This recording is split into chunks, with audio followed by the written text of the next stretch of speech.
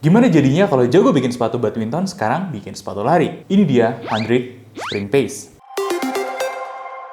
Halo guys, Dimas di sini dan gue kembali sama sepatu yang serius. Serius banget, banyak ditanyain. Entah kenapa 100 Sprint Pace ini kalian banyak yang notice dan banyak yang penasaran juga. Tapi kita pun sama sih sebenarnya ya, karena kemarin kita udah potong-potong sepatu badmintonnya dan konstruksinya bagus. Plat karbonnya gila, tebal dan banyak hal positif lain yang kita temukan di sana. Bahkan kita julukin sepatu yang di atas rata-rata. Nah, 100 ini cukup agresif ya, jadi sebenarnya dia masih baru lah ya kalau di Indonesia ini, tapi udah mulai mau masuk ke berbagai macam lini. Nah, gue lihat mereka juga capable sih, jualannya juga lumayan. Kalau kita tanya di toko sport yang ada di kota-kota besar juga udah mulai sering ditanyain. Jadi memang ini brand kayaknya serius dan penetrasinya jauh lebih edan dari banyak banget sport yang mau mereka masukin. Kita fokus ke sepatunya dulu untuk segmen running ya. Ini sejujurnya sepatu menurut gue pribadi enak, tapi dengan catatan. Karena itu kita mau potong-potong juga karena gue bingung sama sesuatu hal di sepatu ini. Kalau kalian udah nonton first run-nya, mungkin kalian udah tahu ya. Ya buat yang belum nonton, silahkan nonton dulu aja di video sini. Dan kita ada beberapa pertanyaan tentang sepatu ini. Entah itu mulai dari plat karbonnya, kenapa sih begini dan kenapa sih begitu. Itu kita pertanyakan di sini dan hari ini saatnya kita menjawab pertanyaan-pertanyaan itu. Tanpa perlu banyak cincong lagi, langsung aja kali ya kita gas bedah sepatunya.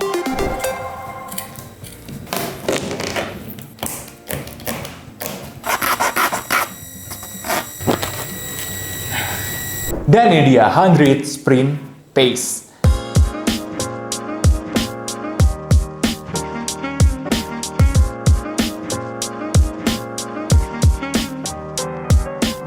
Pertama, kalau kita ngomongin identifikasi material, dia dominannya pakai bahan knit di uppernya, dan ini itu pertanda bagus. Kenapa? Karena dari segi knit versus mesh sendiri, knit itu memang lebih mahal, memang material yang lebih premium, meskipun berat ya. Cara ketebalan knit ini juga bagus, makanya dari hasil tes tarikan kita sebenarnya ada di rata-rata tengah, 3,618 kg force ya untuk ketahanan tarikannya. Tapi untuk ketahanan sama Dremelnya ini bagus sekali. Kalian bisa lihat lah ya dengan standar kita yang terjadi sama knit ini tuh ya hampir bisa dibilang nggak ada masalah sama sekali. Begitupun dengan liningnya ini bagus banget. Bahkan mungkin setara dengan hasil pengetesan kita sama Asics ya. Kalau buat liningnya ini gokil sih. Karena kalian tahu sendiri lah ya untuk material Asics itu pemenangnya di tes siksa kita. Nah ini kalau buat to the point aja langsung kasih rating 8,5 dari 10. Kenapa? Karena lidahnya ini aja yang ganggu sih sebetulnya, karena ya meskipun kuat ya bagus, dia materialnya mirip dengan material liningnya, itu pertanda baik sih sebenarnya. Tapi kalau untuk sepatu lari ya biasanya kita mengharapkan material yang lebih premium lagi, lebih minimal untuk mengurangi berat tapi tetap support dengan baik. Kemudian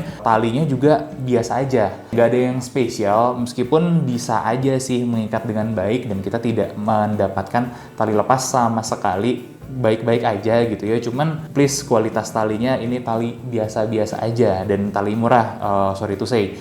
Nah kalau mau lebih premium lagi mungkin bisa jadi lebih baik lagi untuk nilainya gitu ya. Jadi saran dari material adalah ya kita ganti lidahnya dan talinya dengan material yang lebih premium lagi. Harusnya bisa di price point segini karena justru ini mencederai keseluruhan uppernya yang memang udah kelihatan lebih premium. Kita lihat durabilitasnya juga bagus. Overallnya good lah. Gue juga nggak banyak komentar soal belakang. Ini sintetis-sintetisannya ngebantu sih, supportnya bagus banget. Jadi sayang aja sih material tipingnya di sini juga ditaruh dengan baik. Bahkan kalau ingat kemarin di first run mengingatkan sama Adidas ya, cara-cara yang dilakukan sama di sini ya memang udah di level yang sama kalau menurut gue. Next kita ngomongin midsole-nya. Midsole-nya ini juga termasuk yang patut diacungi jempol. Jadi midsole ini responsif, terus ternyata kalau kita tes dari bones-nya ya, sorry kita pindahin ke sini karena gue sangat penasaran, hasil bones-nya bagus sekali dan ini tuh firmness-nya pas kalau menurut gue ya, meskipun hasil durometernya ternyata empuk banget di angka 18. Untungnya dia balancing dengan insole-nya itu yang lebih firm, tapi ini karakteristiknya ini ortholite banget, ortholite yang lebih tebal dan lebih firm gitu ya.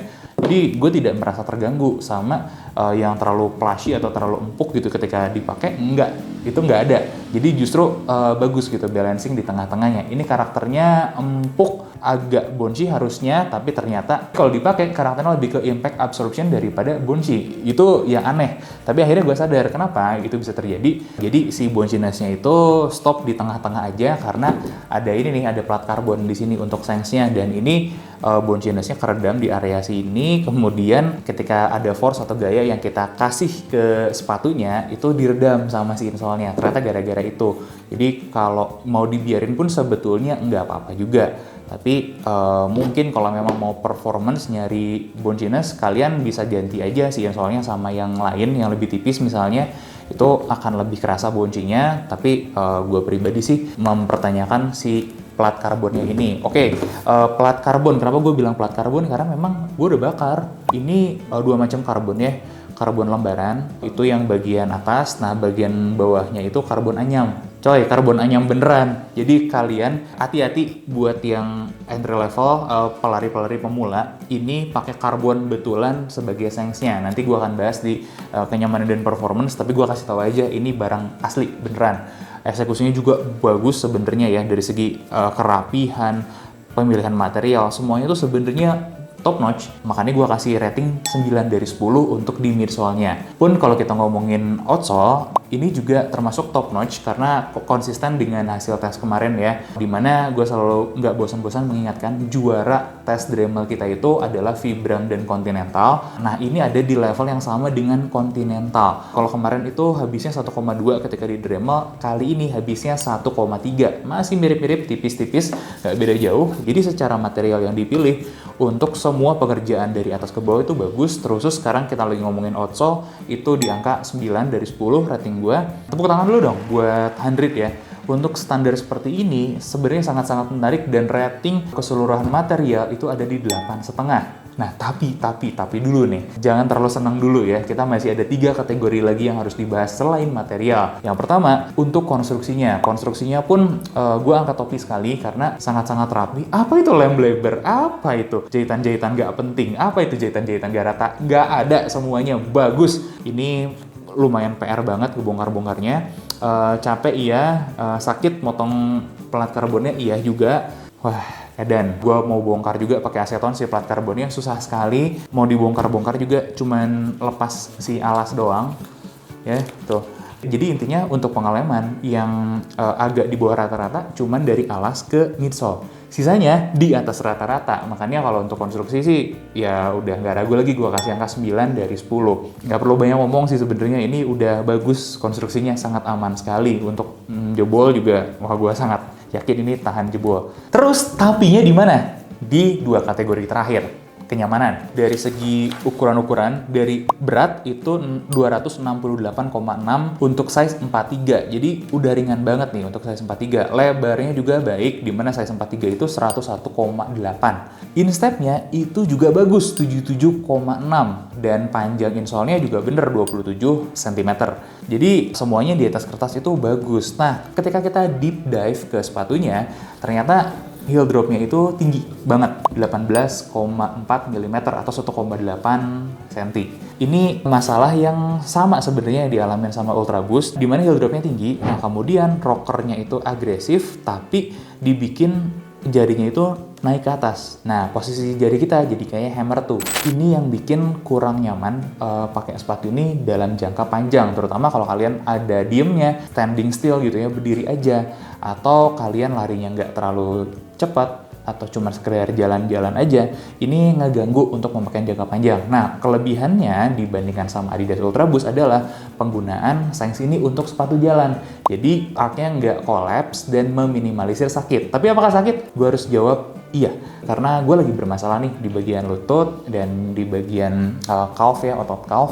Gue belum lari sama sepatu ini, jadi gue banyak pakai buat jalan dulu. Ketika gue udah recovery nih, berkurang sakitnya, pakai sepatu ini ternyata kena lagi lutut dan calfnya. bukan nakut-nakutin. Kenapa? Karena anatomi di dalamnya, anatomi kaki kita di dalam sepatu ini. Jadi di depannya itu ngejepit ya, kemudian hammer tool-nya naik. Ini ultra boost banget nih masalahnya. Ditambah dengan plat karbonnya ini tidak ideal sebenarnya untuk yang orang-orang yang high mobility. Jadi ini ngaruh lah sakit sampai ke bagian lututnya. Nah ini harus warning dulu nih, artinya sepatu ini tuh sebetulnya tidak cocok buat kalian yang punya masalah lutut dan punya masalah calf. Kenapa? Ya karena anatomi tersebut. Solusinya sebenarnya lumayan sederhana, karena toe box ini tuh sebetulnya udah mengarah ke lebar. Ya, untuk size gue di 46 itu lebarnya 109 mm plus uppernya tuh main banget, jadi kerasanya udah enak, udah makin lebar, tapi tapering depannya. Nah, tapering depannya itu agresif nih. Kalau menurut gue, kenapa enggak dibikin taperingnya lebih generous aja, kayak mungkin Nova Blast 5 kasusnya kemarin. Itu akan jauh memperbaiki dari segi fitting. Terus yang kedua, yang mau nggak mau harus dirubah itu adalah posisi si solnya ini nih di depan. Mau nggak mau kayaknya 100 ganti molding nih. Karena ya molding yang ada kan pakainya soalnya ini ya, biar nggak nuki ke depan. Karena kalau kita lihat nih, sepatu running sekarang udah jarang ada yang melakukan hal kayak gini. Biasanya dibikin heel dropnya rendah, meskipun soalnya tebal-tebal ya, tapi tidak jadi kayak high heels gitu. Dibikin serata mungkin, sedekat mungkin dengan zero. Itu akan sangat membantu sekali. Materialnya nggak usah diganti, ini udah bagus banget. Apalagi kalau kalian bisa bikin soalnya lebih lebar sedikit, kestabilannya akan jauh lebih improve. Kemudian bagian belakang ini, area bagian sini ya, ini tuh kaku dan terlalu kaku untuk ketinggian segini. Kalau mau ketinggian segini jangan terlalu kaku, kalau mau kaku jangan segini ketinggiannya. Misalnya dikasih lebih turun atau bukaan, dan ini akan ngebantu mengurangi discomfort. Karena sebenarnya kalau kalian pakai kaos kaki tinggi, ini nggak masalah. Cuma kakunya itu karena sampai atas ini ngeganggu mobilitas, terutama ketika kalian move lebih cepat. Nah, tambahan aja dari tester kita yang cobain lari, untuk si solnya ini sendiri karakternya lebih kayak mendelep ke tenggelam. Nggak apa-apa juga, Mizuno juga melakukan hal itu. Cuman ini harus gue sounding sama kalian biar nggak kaget, karena ini bukan karakter yang biasa disukain atau ditemuin sama orang Indonesia. Itu aja sih. Tapi apakah bermasalah? No, not at all. Tinggal cocok-cocokan aja. Ya, itu aja yang gue warning. Kalau memang kalian mau lari cepat, gantiin solnya. Jangan pakai insole yang ini karena ini terlalu ngeredam. Mungkin pakai yang tipis aja. Karakternya kita serahkan semua pada si midsole-nya. Dan untuk plat karbonnya gimana? Plat karbon ini sebenarnya pedang bermata dua. Dia ngebantuin tapi bikin masalah juga. Ini nggak cocok juga untuk kita bilang sepatu lari performance untuk race. Makanya untuk dia bilang sprint kurang, tapi ditaruh plat karbon. Nah, ternyata ini adalah untuk support. Apakah bagus? Mungkin kalau ini logiknya adalah sepatu jalan, cukup bagus. Tapi kalau untuk sepatu lari dengan kondisi kayak gini, yang terbaik adalah platnya dihilangkan aja. Karena ya itu tadi ya, gue sendiri merasakan gangguan dari plat ini karena ya mengganggu mobilitas gitu. Kalau memang mau ada plat-platan, mungkin lebih fleksibel aja, jangan pakai plat karbon please. Mungkin kayak nilon gitu, itu akan jauh lebih baik sih efeknya kalau untuk kayak gini. Atau dicarilah yang lebih lentur. Intinya ini terlalu keras untuk standar sepatu yang kayak gini. Kalau kalian bilang ini sebenarnya buat ngebut, ya nggak juga. Plat karbonnya memang tidak ngebantu sama sekali buat ngebut, karena justru dia ngunci nih belakangnya. Jadi sangat-sangat suportif di bagian belakang, disisain yang untuk gerak fleksibelnya itu di depan doang. Kalau buat ngebut, lebih baik sefleksibel mungkin di semua arah. Makanya plat karbonnya pun biasanya kan lebih tipis, kemudian lebih lentur dari ujung ke ujung karena memang lebih ngebantu kayak gitu ya. Nah, 100 ini mungkin ya kalau untuk sepatu lari ada baiknya masuk ke sepatu yang non karbon dulu aja, yang lebih easy, lebih bisa buat daily. Nah, nanti di build up pelan-pelan, barulah setelah beberapa waktu dibikinlah dikeluarin yang karbonnya full, karena kalian itu bikin karbonnya itu jago. Nah, tinggal shape-nya kayak gimana yang bagus untuk sepatu race-nya. Dan gue rasa kalau base user-nya sudah mulai menerima gitu ya, nanti akan lebih mudah penyerapannya. Oke, itu gue ngomongnya udah terlalu ngelantur. Untuk kenyamanan gue kasih rating 6 dari 10. Kenapa? Ya kalian udah bisa menebak sendiri lah. Ini bukan sepatu yang terbaik. Feel overall-nya biasa aja dengan beberapa gangguan-gangguan yang sebenarnya sangat bisa diatasi kalau mereka masih R&D. Ya setahu gue mereka masih R&D sih untuk develop sepatu baru lagi ke depannya. Nah, gimana dengan performance-nya? Karakter Bonchinos-nya itu sangat bagus dari segi support ya, support atas itu sudah sangat baik. Yang jadi pertanyaan terbesar gue adalah kenapa nggak ada buat runner's knot? Itu aja. Ya nggak apa-apa, tapi kenapa nggak ada gitu. Ini udah bagus banget sebenarnya supportnya. Kemudian untuk kelas sepatu support atau stability, sebenarnya semua yang ditawarkan sama sepatu ini tuh baik kalau mau bikin sepatu stability. Makanya mungkin Hundred selanjutnya bisa ngembangin sepatu stability juga yang dimana modifikasinya itu di bagian depan aja nih kayaknya, sama platnya diganti. Boleh banget pakai plat untuk sepatu stability, tapi ganti dengan nilon misalnya. Dan ini dibikin lebih lebar, ya bagian soalnya dibikin lebih lebar, bagian depannya juga taperingnya jangan terlalu ekstrim, kayak gitu. Dan ini sangat jelas sekali kalau bukan buat pemula. Jadi gue sih merasa ini adalah sepatu daily buat orang-orang yang sudah terbiasa olahraga atau chassis gitu ya. Itu mungkin akan lebih banyak dapat benefit lebih karena ya kaki mereka lebih kuat, nggak akan terlalu masalah gitu dengan plat-plat karbonnya. Kemudian orang-orang yang lebih sering olahraga atau atlet lari biasanya kakinya memang lebih narrow juga, lebih cocok. Cuman pertanyaannya orang-orang kayak gitu mau atau enggak pakai sepatu ini? Kalau ada yang mau, nah coba komen di bawah ya, atau pengen coba sepatu ini, penasaran, ya coba aja komen dulu gitu. Kita sebenarnya masih ada sih satu atau dua sepatu lagi, barangkali ada yang tertarik gitu ya orang-orang seperti chassis kayak gitu mau cobain pakai, why not? Kita coba lihat jangka panjangnya kayak gimana. Yang jelas orang kayak gue bukan user yang tepat sih untuk sepatu kayak gini. Dan gue kasih rating performance-nya 6 dari 10. Tidak terlalu tinggi untuk sepatu running daily, tapi much potensial. Ini ketika diperbaikin akan jadi sangat menarik sekali. Apakah beli? Menurut gue wait and see. Tapi kalau kalian cocok, kalian bisa apresiasi dengan ikut beli atau support dari lini produk yang lain. Karena kalau badmintonnya kemarin menurut kita udah edan banget sih, udah sangat bagus sekali. Gue menawarkan alternatif lain ya, kita buka diskusi aja yuk. Gimana kalau dengan eksekusi seperti ini, sebenarnya mereka harusnya bikin walking shoes dan bikin slip on. Kenapa? Support-supportnya sudah bagus banget. Masalah sepatu slip on itu adalah jelek supportnya. Ya kan, yang kayak Skechers gitu ya, Skechers slip-on. Nah, mereka jago bikin support. Uppernya juga banyak yang pakai upper yang nggak terlalu bagus. Nah, upper knitnya mereka ini bagus. Gimana kalau dibikin slip-on, terus bagian atasnya sini, collarnya, dibikin yang elastis, lebih nge-hug. Contohnya kayak yang ada di Mizuno Neo Vista, Adidas Ultra Boost Uncaged, itu sangat bisa banget gue yakin mereka lakukan. Kemudian dibikin bagian depannya itu taperingnya tidak se-ekstrim ini, lebih generous ya fitnya. Kemudian soalnya dibikin lebih lebar, dan platnya kalau mau dikasih plat ya kayak Neo Vista lah, dikasih plat plastik gitu atau yang lebih lentur, atau nggak usah pakai plat sama sekali. Wah, gue rasa ini akan jadi sesuatu yang disukai sama masyarakat Indonesia. Nah, gimana menurut kalian? Coba komen di bawah ya idea gue, karena gue ngelihat potensi itu bisa banget ada di Hundred nih. Mainin collarnya aja ya, material nggak usah ganti, desainnya udah menarik. Gak tau sih ya kalau desain selera ya, apalagi kalau gue lihat warna kayak gini nih, putih dengan kremnya, menurut gue juara banget sih. Mungkin harus dikembanginnya all black atau warna putihnya ini, dua warna itu akan jadi warna yang sangat cakep. Ini dia nih yang lebih gue sukain lagi nih. Transisi warnanya, Hundred itu sangat-sangat bagus sekali, sangat-sangat oke ya. Ini susah loh bikin transisi warna kayak gini yang sangat rapih. Nice.